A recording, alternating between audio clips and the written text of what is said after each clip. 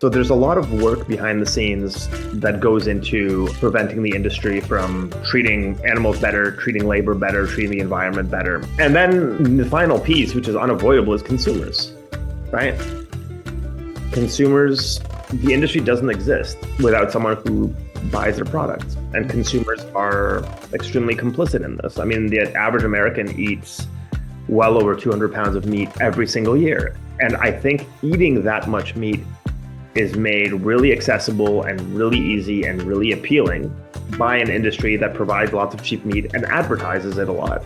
We also can't let consumers off the hook, right? Because consumers in the United States live in a country with an incredible amount of choice when it comes to what food they eat.